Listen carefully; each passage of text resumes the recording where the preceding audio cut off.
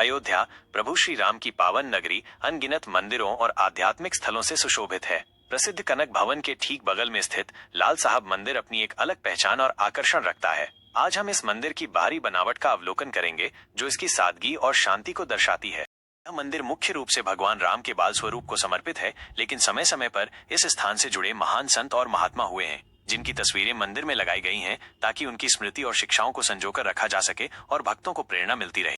और मार्गदर्शन, मंदिर में लगी इन धर्म गुरुओं की तस्वीरें भक्तों के लिए प्रेरणा और मार्गदर्शन का स्रोत हैं। उनके जीवन और शिक्षाओं को याद करके लोग धार्मिक और नैतिक मूल्यों का पालन करने के लिए प्रोत्साहित होते हैं। आध्यात्मिक परंपरा का प्रतिनिधित्व, ये तस्वीरें मंदिर की आध्यात्मिक परंपरा और इतिहास को दर्शाती हैं। यह बताती हैं कि इस स्थान से समय समय पर महान संत और महात्मा जुड़े रहे हैं, जिन्होंने अपनी शिक्षाओं और तपस्या से इस स्थान को पवित्रता प्रदान की। भक्ति और श्रद्धा का संचार, इन धर्म गुरुओं की उपस्थिति भक्तों के हृदय में भक्ति और श्रद्धा का भाव और गहरा करती है। उनकी तस्वीरों के दर्शन करके लोग उनके प्रति सम्मान व्यक्त करते हैं और उनसे आशीर्वाद प्राप्त करने की कामना करते हैं। ज्ञान और वैराग्य का प्रतीक, ये संत अक्सर ज्ञान और वैराग्य के प्रतीक होते हैं। उनकी सादी जीवन शैली और आध्यात्मिक चिंतन भक्तों को सांसारिक मोह माया से दूर रहने और आध्यात्मिक उन्नति की ओर ध्यान केंद्रित करने की प्रेरणा देते हैं। स्थानीय संत परंपरा से जुड़ाव, संभव है कि इनमें से कुछ धर्म गुरु स्थानीय संत परंपरा से जुड़े हों, जिन्होंने इस क्षेत्र में महत्वपूर्ण योगदान दिया हो। उनकी शिक्षाएं स्थानीय संस्कृति और धार्मिक जीवन का अभिन्न अंग हो सकती हैं।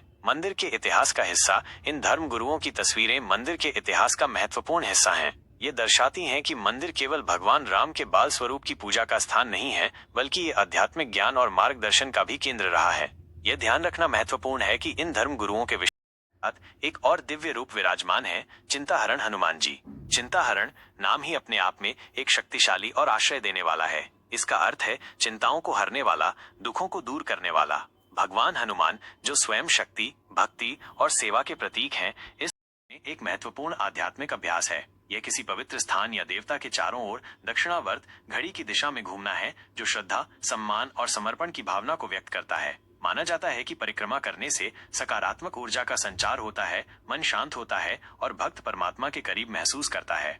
लाल साहब मंदिर में परिक्रमा का अनुभव, भगवान राम का बाल स्वरूप अत्यंत मनमोहक और दिव्य है। उनकी छवि में मासूमियत, सुंदरता और एक अलौकिक तेज झलकता है। मनोहर छवि, उनकी छोटी सी मूर्ति अत्यंत प्यारी और आकर्षक होती है। उनके कोमल अंग, बड़ी बड़ी सुंदर आंखें और मधुर मुस्कान भक्तों के हृदय को चुरा लेती है। दिव्य तेज, उनके मुखमंडल पर एक शांत और दिव्य तेज होता है, जो भक्तों को शांति और आनंद प्रदान करता है। यह तेज उनकी अलौकिक प्रकृति का प्रतीक है। श्रृंगार, उन्हें अक्सर सुंदर वस्त्रों और आभूषणों से सजाया जाता है, जो उनकी सुंदरता को और बढ़ाते हैं। उनके छोटे हाथों में खिलौने या अन्य बाल लीलाओं से जुड़ी वस्तुएं हो सकती हैं। वात्सल्य भाव, उनके बाल स्वरूप के दर्शन से भक्तों के हृदय में वात्सल्य और प्रेम का भाव उमड़ता है। उन्हें देखकर ऐसा लगता है जैसे कोई अपना प्यारा बच्चा गोद में बैठा हो। दिव्य लीलाओं का स्मरण, उनका यह स्वरूप भगवान राम की बचपन की दिव्य लीलाओं का स्मरण कराता है, जैसे उनका माखन चुराना, किलकारी मारना और अन्य बाल।